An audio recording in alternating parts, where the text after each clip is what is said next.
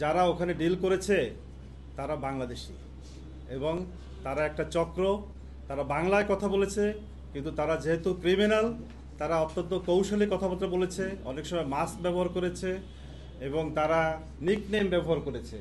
তাদের পরিচয়টা উদ্ঘাটন করাটাও টাফ, তবে আমরা এই সকল আসামির মাধ্যমে বেশ কিছু তথ্য পেয়েছি। আমরা এগুলো নিয়ে কাজ করছি এবং আসামিদের নিরাপত্তার জন্য আমরা কিছুটা ওরিড ছিলাম, যাতে করে তারা কোনো ক্ষতিগ্রস্ত না হয়। যেহেতু আসামিরা উদ্ধার হয়েছে, বাংলাদেশে একজন এসেছে, আরেকজন আসবে, আমরা আরও কারা যাচ্ছে এগুলো তারা পর্যবেক্ষণে রাখে এবং কারা অবৈধ, কাদেরকে জিম্মি করলে কেউ কোনো শব্দ করবে না, কোনো রকমের প্রতিবাদ করবে না, কোনো ব্যবস্থা ওইখানে ওই দেশে লিবিয়াতে কোনো ব্যবস্থা হবে না, সেটা তারা পর্যবেক্ষণে রাখে। এটা আমাদের ধারণা।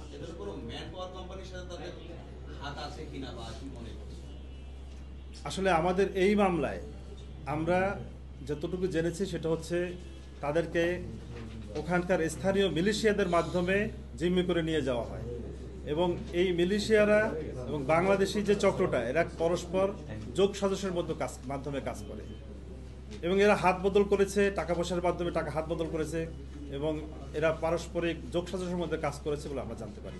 তবে কোনো ম্যান পাওয়ার কোনো প্রতিষ্ঠানের সাথে সম্পৃক্ততা আমরা এখন পর্যন্ত পাইনি। যারা ওখানে ডিল করেছে তারা বাংলাদেশি এবং তারা একটা চক্র।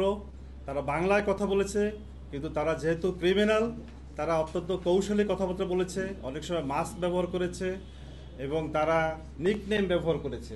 তাদের পরিচয়টা উদ্ঘাটন করাটাও টাফ, তবে আমরা এই সকল আসামির মাধ্যমে বেশ কিছু তথ্য পেয়েছি।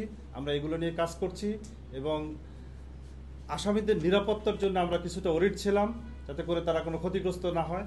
যেহেতু আসামিরা উদ্ধার হয়েছে, বাংলাদেশে একজন এসেছে, আরেকজন আসবে, আমরা আরও শক্তিশালীভাবে এই অভিযান আরও বেগবান করব এবং এই অভিযান অব্যাহত থাকবে এবং যারাই এর সাথে জড়িত থাকে না কেন তাদেরকে আমরা আইনের আওতায় আনবো। আপনারা জানেনই কিংবা আমরা দেখছি আপনাদের সংস্থাগুলো যখন কাজ করছে, এর আগেও যখন কাজ করছে, এই পাশের যে নেটওয়ার্কের সাথে ওরা আসলে কানেক্টেড, খুব স্ট্রং কানেকশন, কারণ এখানে চাপ দিলে ওইখানে আসলে ফিডব্যাক আসে। তো সেই জায়গা থেকে আপনারা মামলা বাই মামলা আগাচ্ছেন, আমরা দেখছি। ওভারঅল বিষয়টা নিয়ে কেন এদের উপরে ফেলা যাচ্ছে না কিংবা আপনাদের কাজ করছেন না কেন? আপনি সঠিক বলেছেন, তবে এটা অনেক আইনি প্রক্রিয়া রয়েছে। আমরা যেন তেনভাবে সবাইকে গ্রেপ্তার করতে পারি না। সবাইকে আমরা উপরে ফেলার মতো যে বিষয়টা, এটা আমরা যাদের বিরুদ্ধে ডকুমেন্ট পাবো তাদের ব্যাপারে আমরা স্ট্রং অ্যাকশনে যাবো এবং তাদেরকে উপরে ফেলবো। কিন্তু বিষয়টা একটু জটিল আছে, যেহেতু তারা নিকনেম ব্যবহার করে, এটা একটা চক্র, অনেক বড় চক্র এবং তাদের সবাইকে আমরা কিন্তু এখন পর্যন্ত আইডেন্টিফাই করতে পারি না এবং তারা বাংলাদেশের বিভিন্ন প্রান্ত থেকে কাজ করে। একজনকে আমরা শুনেছেন আপনারা যে রাজশাহী থেকে এবং একজনকে বাগেরহাট থেকে, দুজনের লোকেশন কিন্তু ভিন্ন এবং বাংলাদেশের বিভিন্ন জায়গা থেকে যাওয়া যে লোকগুলা, তারা ওখানে প্যাক্ট এই কাজগুলো করছে। তাদেরকে আনার ব্যাপারে একটা প্রক্রিয়ার ব্যাপার আছে। এই প্রক্রিয়ার কারণে তাদেরকে দুইজনকে আমরা একত্রে আনতে পারিনি। আমরা সিরাজউদ্দিনকে অদূর ভবিষ্যতে নিয়ে আসব এবং তাকে নিয়ে আসলে আপনাদের প্রয়োজনীয় যে তথ্য আমরা আপনাদের কাছে উপস্থাপন করবো ইনশাআল্লাহ।